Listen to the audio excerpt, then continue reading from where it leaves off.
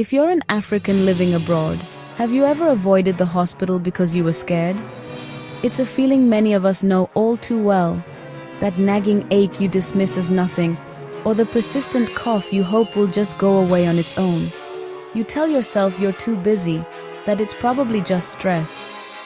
But deep down, there's a flicker of fear holding you back from picking up the phone and making that appointment. What if that silence, that decision to wait just one more day, is risking your health in ways you haven't even considered? Be honest with yourself for a moment. Does the thought of bad news make you wait, even when something feels off? Maybe you remember a friend back home who went to the doctor for a small complaint and came back with a life-altering diagnosis. Or perhaps you're thinking of the expense, the confusing paperwork, the feeling of not being fully understood in a foreign healthcare system. So you put it off. You try a home remedy, you pray, you hope for the best. But that quiet fear, that understandable hesitation, can turn small, manageable issues into big problems, even emergencies that leave you with fewer choices and far greater worries. A whisper of a symptom can grow into a roar that can no longer be ignored. Now, let me be clear. Watching this video doesn't replace professional medical advice. But my goal is to empower you with knowledge, to help you understand these fears, so you can act early and take control of your well-being. Stay with me till the end, because the truths we're about to uncover could change how you see doctor visits forever, transforming fear into confidence and silence into strength.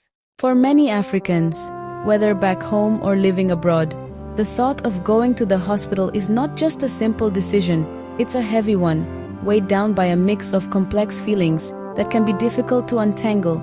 It's emotional, it's cultural, and sometimes, it's terrifying.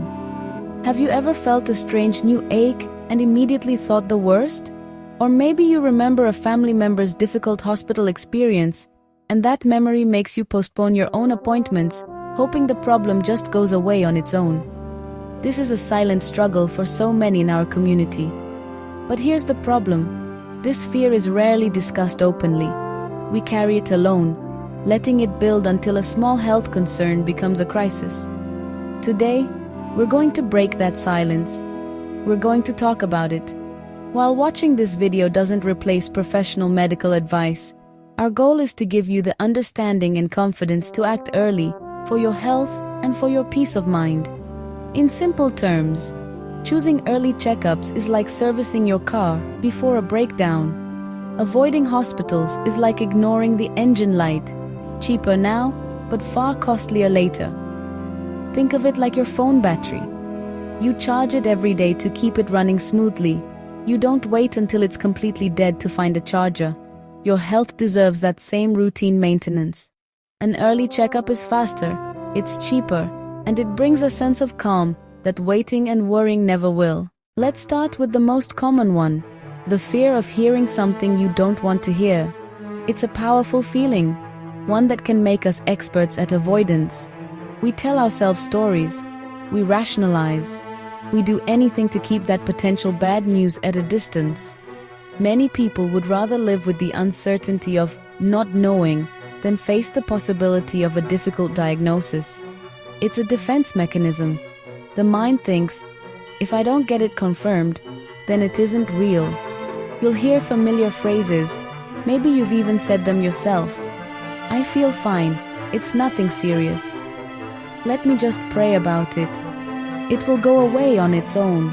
Or, I'm too busy to be sick right now. These are the shields we use to protect ourselves. But deep down, that voice isn't one of confidence. It's the voice of fear.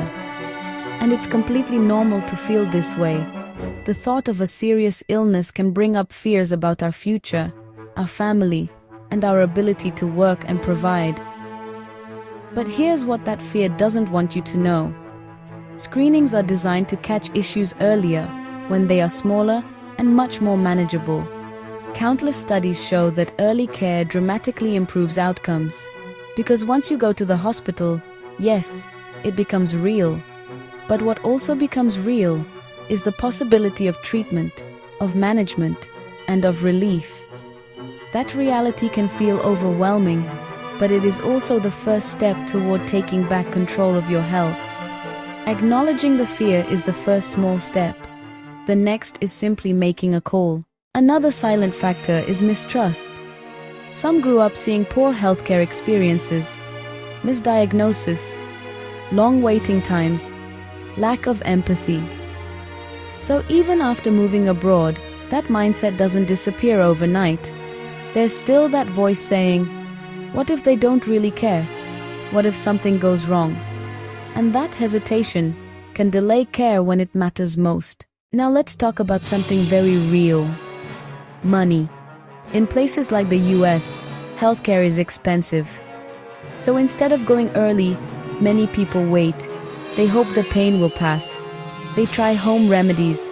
They delay and delay and delay until one day it becomes an emergency. And now the cost is even higher. Let's be honest. Africans are strong believers in home remedies. Herbs, steam therapy, natural mixtures, and many of these actually help. But the danger comes when they replace medical care completely, because not every illness can be treated at home, and waiting too long can turn something small into something serious. Here's the hard truth. Delayed care leads to worse outcomes. Conditions that could have been treated early become complicated, more painful, more expensive, more dangerous. And this is happening quietly in many communities. So what's the solution?